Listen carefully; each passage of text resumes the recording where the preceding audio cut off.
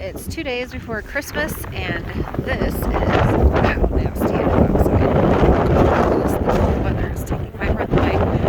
It's -8, and with the wind chill, it's like -30. It is so cold. But here is how we took care of our chickens. We put a tarp over the top of the chicken area where the peacocks usually roost, but those silly things wouldn't go in underneath the tarp, so we ended up putting them in the barn, thankfully, because it is so cold. We've got several hardy chickens out here that have all they're doing fine. I've put a couple blankets, and we've got the straw bales.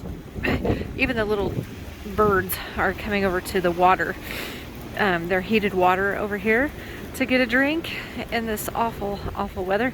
So, and then in the back I've got a couple dog kennels that we heaped snow over, and there's several chickens that have decided to hang out in there, and they seem pretty happy to come together in the cold. Keep their body heat keeps them warm.